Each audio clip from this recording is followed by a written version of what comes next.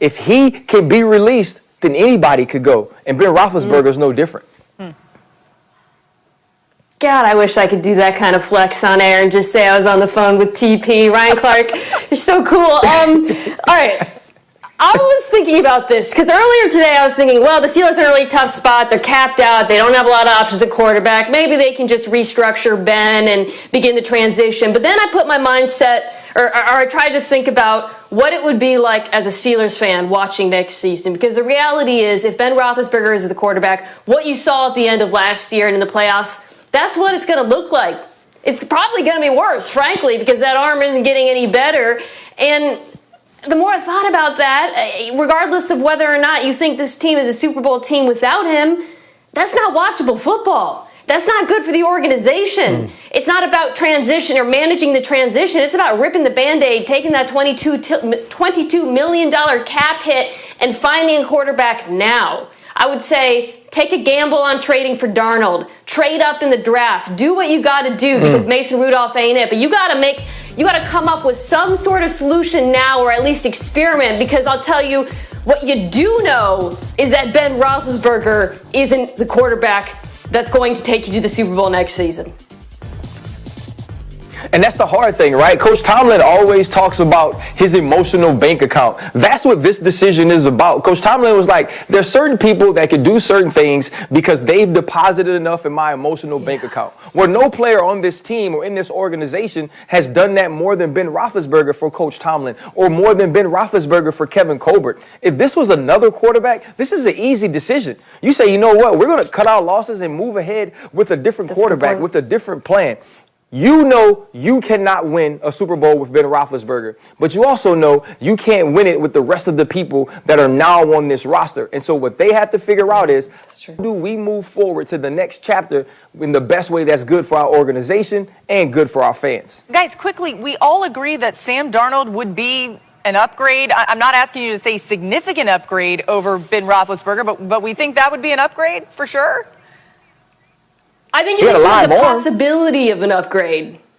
Yeah, I mean, right, that's it. He can throw the ball 35 yards, Laura. I mean, he's got that going for him. Yeah, that's an improvement right there in and of itself. Okay, one of the people that they hope to throw the ball to in Pittsburgh, Juju Smith-Schuster, he could be one of the most sought-after free agents receivers, though, this offseason. He'll have some company. Check out some of these pass catchers that could hit the open market. Will Fuller, Chris Godwin, Kenny Golladay, Allen Robinson, just to name a few. But first, more on Robinson, who said yesterday, quote, "I'm not opposed to being back in Chicago by any means." He didn't say I want to. You think Panthers and Watson makes sense? Because it's very intriguing to me. Yeah, Laura, let's start with why Carolina might be a desirable place if Houston has to trade Deshaun Watson. First of all, you want to get him as far away from your division as you can. You only play the Panthers once every 4 years. You're not going to be constantly reminded of his greatness as you would be if you traded them either in the division, that never happens, or at least in the conference. Beyond that, the Jets and the Dolphins might have the best draft ammo to make an offer for Deshaun Watson, but if they decide to go in a different direction, which to me seems plausible if not likely, the Panthers have the 8th overall pick. This is a team that lost 8 games by 7 or fewer points last year. I spent the week covering the Senior Bowl for us at ESPN, and the Panthers coaching staff was there and made no secrets about its ambition to potentially find another quarterback this offseason. They sniffed around on Matthew Stafford. Deshaun Watson would be the prize for them this offseason. It'll cost probably at least 3 first-round picks, but Carolina's audacious enough to make this kind of move. You know what I love about this Deshaun Watson trade discussion is you have to look at it from 3 angles. Who wants him? Well, obviously every team wants him. It's not hard to see why Carolina would want him. What would Houston get out of it? Field just laid out the 8th overall pick could be a nice prize coupled with some other first-round picks. But then there's a third angle, which is what does Deshaun Watson want? Because of the no trade clause, we have to consider that as well, which we normally wouldn't when looking at potential trades. And that's where I think it gets a little tricky, because Carolina, what you've got there is a young, rising team with a relatively new head coach and Matt Rule. You've got a hotshot offensive coordinator and Joe Brady. That's attractive. You've got good skill players. Love DJ Moore, Curtis Samuel, Christian McCaffrey, Robbie Anderson. That's interesting. Offensive line, not so good. Defense, young, bottom 10 last year.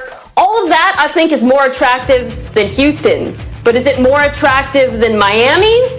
No. If I'm Deshaun Watson, I'm saying I'd rather go to the Dolphins. Now, again, that Dolphins offer might not be on the table, but from his perspective, I'm not sure Carolina is the most attractive destination. It really depends on what are the realistic alternatives.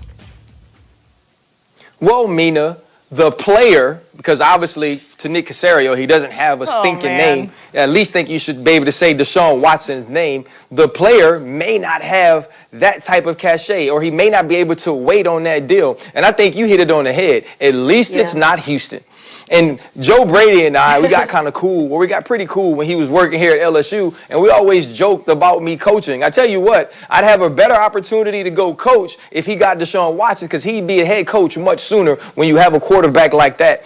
And you think about what he would bring to this team, what he would be to any team that he could go to. If I was him, I'd want to go to Miami too. Miami was just a quarterback away from being an elite level football team, but you have young playmakers in Carolina. You have a defense that was young that can continue to improve, and you have a relatively new head coach, only in his second year, in Matt Rule, who seems to understand winning and team building. And so if I'm Deshaun Watson, I'm looking at my situation in Houston and saying, you know what, anywhere is better than this. And if the Carolina Panthers can put together enough draft capital to acquire him, I think that's a place he would love to be rather than Houston. Yeah, you know, Field, the more we're talking about this, the more this is making sense to me. The other thing, too, about Carolina is they've committed to Matt Rule. He's going to be their guy. They made that very clear. You know, you got to think that they're this team that is sort of like waiting in the wings a little bit, ready to pounce on something like this. The other piece of this is that Christian McCaffrey and Deshaun Watson. What? Laura, I see what you did there. They're Panthers, and they're waiting to pounce on this. Girl, you know you can The only reason I said all of that. The mascot is named Sir Pounce.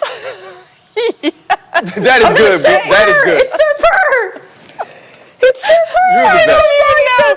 Purring and pouncing, they're all things that Panthers do. And the fact is, Field, I was going to let you back in, but the only reason why we said all of that was just to get all of our cat metaphors in.